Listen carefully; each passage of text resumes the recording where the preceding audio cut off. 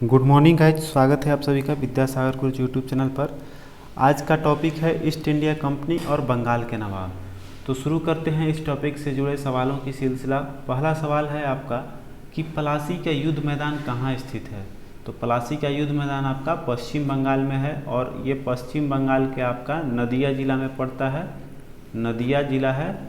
और ये आपका प्लासी जो गांव है वो आपका प्लासी पड़ जाता है भागीरथी नदी के तट पर। यहाँ लिख देते हैं, ये पड़ जाता है आपका भागीरथी नदी के तट पर। ठीक है, क्लियर हो गया। चलिए आते हैं क्वेश्चन नंबर 2 पे।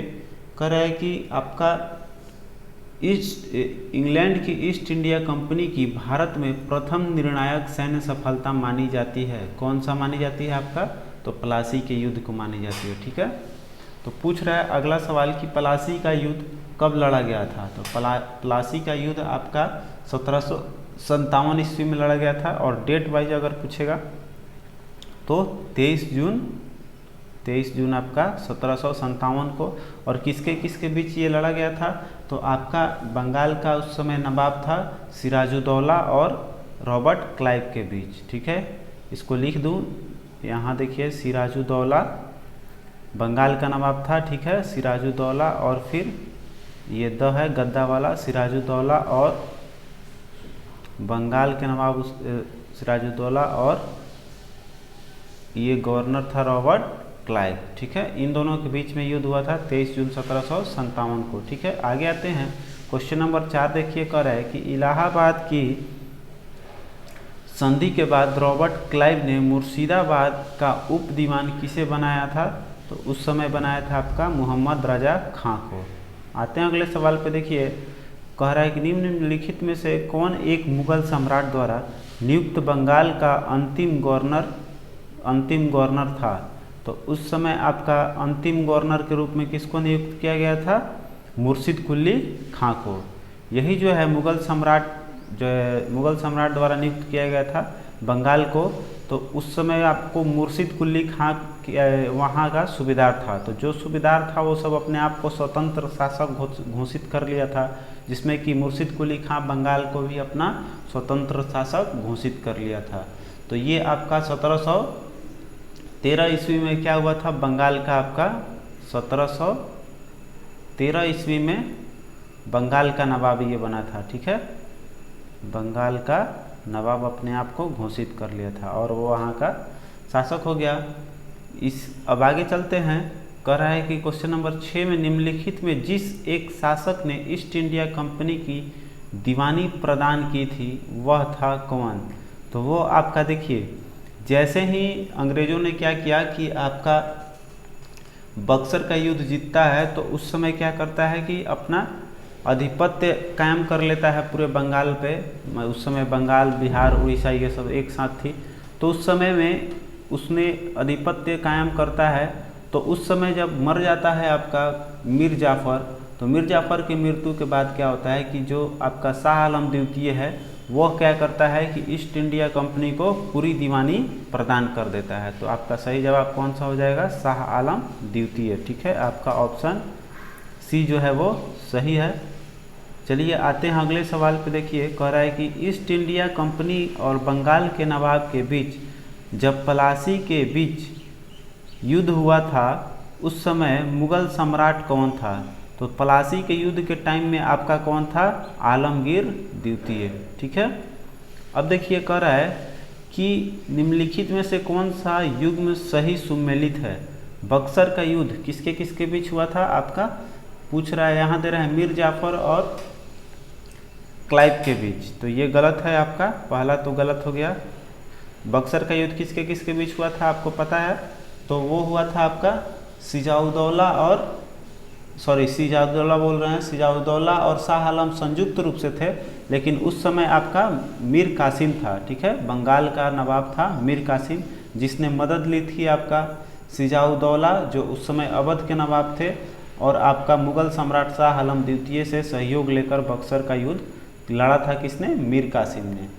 तो इसमें आपका मीर कासिम और रॉबर्ट क्लाइव के बीच हुआ था, तो ये तो गलत हो गया। फिर देखिए करें बांडीवास का युद्ध 1760 में जो हुआ था, वह कह रहा है कि फ्रांसीसी का विरुद्ध और ईस्ट इंडिया कंपनी के विरुद्ध हुआ था। सही बात है, ऑप्शन बी आपका जो है वो सही हो गया। ठीक है, आते हैं अगले सवाल पे। तो कह रहा है कि निम्नलिखित में से कौन सा युद्ध था जिसने भारत में ब्रिटिश प्रभुत्व को प्रारंभ किया। तो देखिए, प्रारंभ की जहाँ तक बात करेगा तो उसका चला जाएगा मेरा आपका पलासी का, और जैसे ही आपका बात करेगा प्रभुत्व स्थापित हो गया था तो बक्सर का चला जाएगा। ठीक है, तो प्रारंभ की बात कर रहा है तब प्रारंभ में आपका पलासी का युद्ध हो जाएगा। ठीक है, चलिए आगे देखिए, कह रहा है कि निम्न में से किसने अपनी राजधानी मुर्शिदाबाद से मुंगेर स्थानांतरित की थी।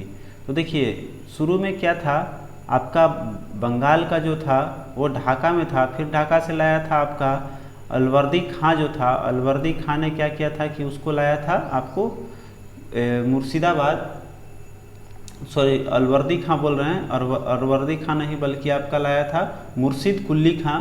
मुर्शिद कुल्ली खां लाया था आपका मुर्शिदाबाद, वो अपने नाम पे ही रखा था मुर्शिदाबाद। तो मुर्शिद कुल्ली खां लाया था ढाका से आपका बंगाल का मुर्शिदाबाद, और फिर क्या किया था कि उसने मुंगेर स्थान पूछ रहा है, मुंगेर फिर किसने लाया था, तो मुंगेर आपका लाया था मीर कासिम ने। ठीक है, यहाँ दिखाई नहीं दे रहा है तो यहाँ लिखते हैं इसका मुर्शिदाबाद से मुंगेर लाया था आपका, मुंगेर आपका लाया था कौन, मीर कासिम। ठीक है, ऑप्शन दिखाई नहीं दे रहा है तो यहाँ लिख दे रहे हैं मीर कासिम। ठीक है, इसका सही जवाब है मीर कासिम। ठीक है, हो गया क्वेश्चन नंबर 10। अब आगे बढ़ेंगे तो अगला सवाल देखिए, कह रहा है कि सन 1765 में ईस्ट इंडिया कंपनी को बंगाल की दीवानी किसने प्रदान की थी।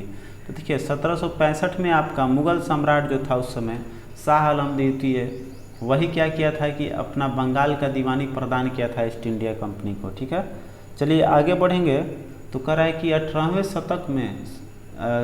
शतक में भारत में लड़े गए युद्धों का निम्नलिखित में से सही कालक्रम कौन सा है। तो देखिए, सबसे पहले कौन सा युद्ध था, अंबर युद्ध, इसमें फिर आपका पलासी का युद्ध 1757 में हुआ था, बांडीवास का 1760 और बक्सर का युद्ध 1764। तो आपका हो जाएगा कौन सा, ऑप्शन बी आपका सही जवाब हो जाएगा। चलिए आगे आते हैं, क्वेश्चन नंबर 13 पे आएंगे तो कह रहा है कि सिराजुद्दौला आपका लॉर्ड क्लाइव द्वारा परास्त हुआ था, किस युद्ध में बताना है। तो सिराजुद्दौला किस में हुआ था, अभी हम लोगों ने शुरू में ही इसका व्याख्या किया है आपका। तो आपका ये पलासी के युद्ध में हार गया था।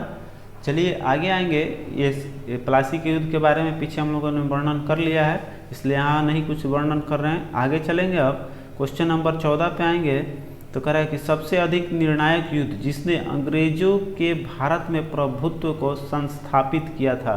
तो यहाँ आपका क्या पूछ रहा है कि कौन सा ऐसा युद्ध है जिसमें संस्थापित किया था। तो मैंने बताया क्या कि प्रारंभ हुआ था किसमें, पलासी के युद्ध में, और स्थापित हो गया था आपका बक्सर के युद्ध में। ठीक है, पूर्ण रूप से स्थापित हो गया था।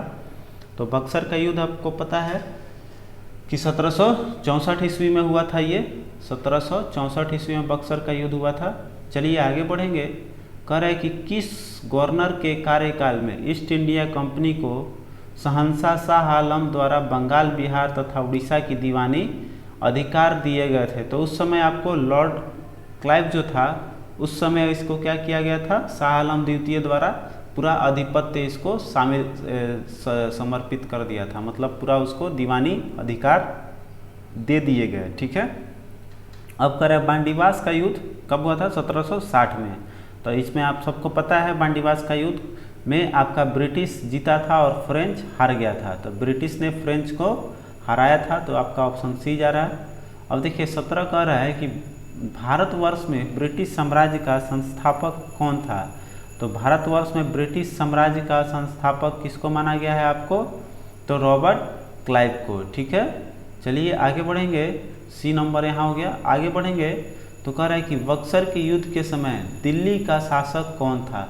तो देखिए बक्सर का जब युद्ध हुआ था तो इसके बारे में मैंने पीछे भी बोला कि जो आपका मीर कासिम था वो बंगाल के नवाब किससे, सिराजुद्दौला से लिया था, और दिल्ली के शासक उस समय मुगल सम्राट कौन था, शाह आलम द्वितीय। इन दोनों से मदद लेकर वो बक्सर का युद्ध लड़ा था। तो आपका इसमें सही जवाब क्या हो जाएगा, दिल्ली का शासक उस समय कौन था बक्सर के युद्ध के समय, तो शाह आलम द्वितीय। चलिए आगे बढ़ेंगे तो तो कह रहा है कि सम्राट शाह आलम द्वितीय ने ईस्ट इंडिया कंपनी को बंगाल, बिहार तथा उड़ीसा की दीवानी प्रदान कब की थी। तो अभी हम लोगों ने पढ़ लिया कि शाह आलम द्वितीय दिया था, तो कब दिया था आपसे पूछ रहा है। तो देखिए जैसे ही 1765 में क्या होता है कि मीर जाफर की मृत्यु हो जाती है, तो आपका 5 जनवरी उसका मृत्यु रहा, 5 जनवरी 1765 में।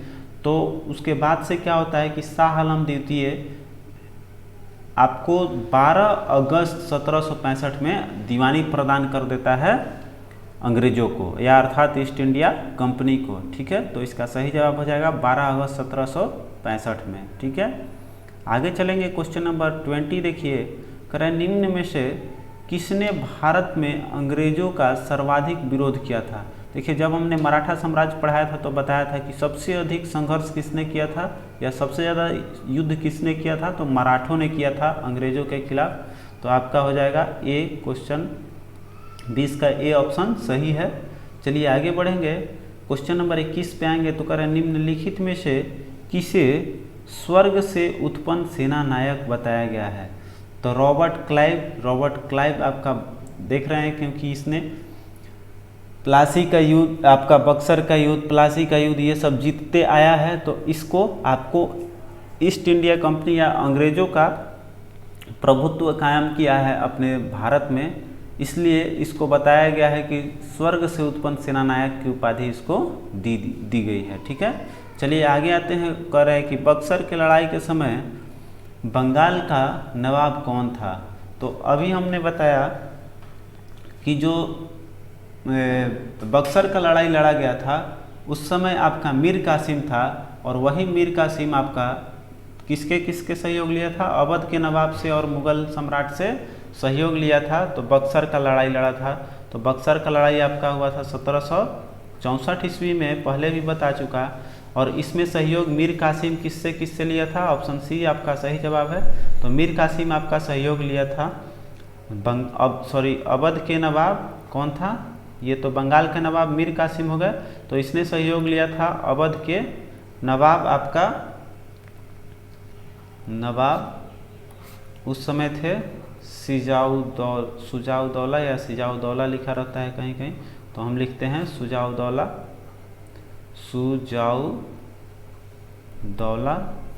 और मुगल सम्राट उस समय था, प्लस में सहयोग लिया था आपका मुगल सम्राट आपका लिया था शाह आलम द्वितीय। ठीक है, इन दोनों के सहयोग से क्या हुआ था, आपका बक्सर का लड़ाई लड़ा था ईस्ट इंडिया कंपनी या अंग्रेजों के विरुद्ध, लेकिन इसमें क्या हुआ था कि हार गया था। ठीक है, मीर कासिम भी हार गया था। तो ये आपका आज का चैप्टर जो है वो समाप्त हो गया। अब अगला टॉपिक कल लेकर आ रहे हैं। आपका कल का टॉपिक रहेगा पंजाब और मैसूर, इसी में ईस्ट इंडिया कंपनी से जुड़ी। तो देखिए आगे रहेगा आपका क्षेत्रीय राज के टॉपिक रहेगा वो, अब क्षेत्रीय इसका चलेगा।